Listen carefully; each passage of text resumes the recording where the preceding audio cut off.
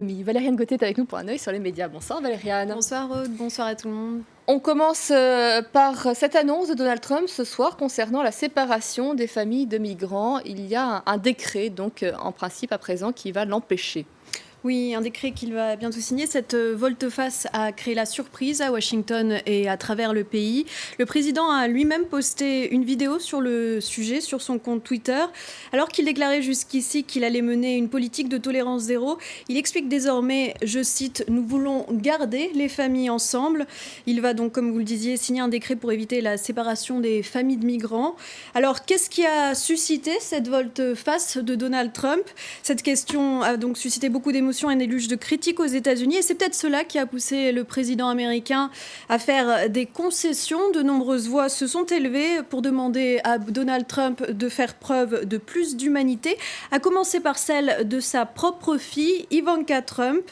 Plusieurs médias, dont CNN Politics, affirment que la confidente et conseillère du locataire de la Maison-Blanche aurait incité son président de père à mettre fin à la séparation des enfants de leurs parents migrants arrêtés à la frontière avec le Mexique. C'est ce qu'affirme Hogan Gidley, porte-parole de la présidence.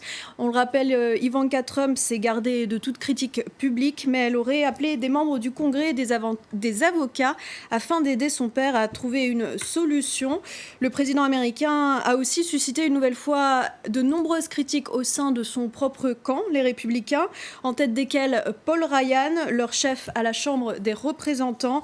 Sur son compte Twitter, Paul Ryan estime que les lois contre l'immigration peuvent être renforcées sans briser des familles. C'est lui qui soumettra demain au vote une proposition de loi sur cette question de la séparation des parents migrants de leurs enfants. On parle de la Coupe du Monde, hein, forcément on ne peut pas y couper, on en prend jusqu'au 15 juillet.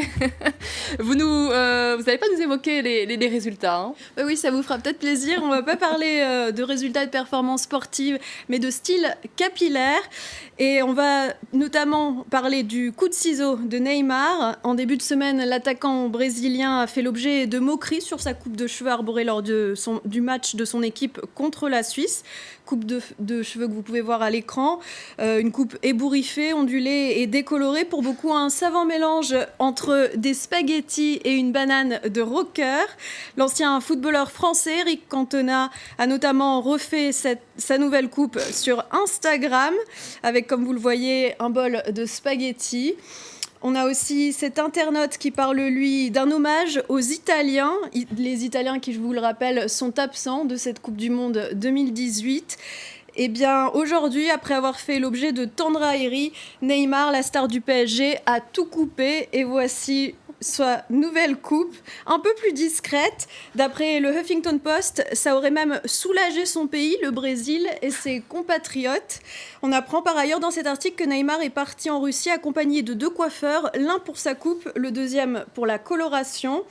La pilosité des footballeurs qui fait donc beaucoup parler sur la toile. Et apparemment, la prochaine tendance, je vous la dévoile, ce serait une barbichette porte-bonheur, une nouvelle mode lancée par Ronaldo, auteur du seul but de la rencontre entre son équipe portugaise et le Maroc. Tout cela ne tient qu'à un cheveu. Il y a aussi un supporter qui est vraiment pas banal, qui fait le buzz sur Internet. Oui, un supporter mexicain en carton. Il s'appelle Javier. Il n'a pas pu se rendre à la Coupe du Monde en Russie car sa femme ne voulait pas. Alors ses amis déçus ont emporté une réplique grandeur nature de leur copain. Je vais vous la montrer. Ils ont reproduit la silhouette de Javier et la trimballent partout avec eux en Russie, dans les fan zones comme ici, ou devant des monuments comme ici la cathédrale Saint-Basile, voilà, qui apparaît à l'écran. La cathédrale Saint-Basile, le Bienheureux de Moscou. Donc vous voyez Javier qui pose devant avec ses copains. Il est également en train de boire une bière sur cette photo, qui met un petit peu de temps à charger, mais elle va pas tarder, voilà. Et on l'a aussi dans un lit, dans une chambre d'hôtel. Voilà, Javier qui vit donc la Coupe du Monde avec ses copains à distance. Le supporter désappointé est devenu une vedette sur place et sur les réseaux sociaux. Il a même été interviewé par une chaîne de télé russe. Ses amis ont aussi fait passer un petit message à sa femme à travers son t-shirt. Vous allez le voir ici.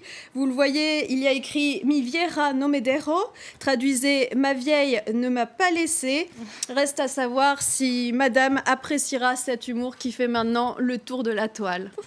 Merci beaucoup à vous, Valériane Gauthier. En tous les cas, je suis ravie qu'on ait du foot jusqu'au 15 juillet.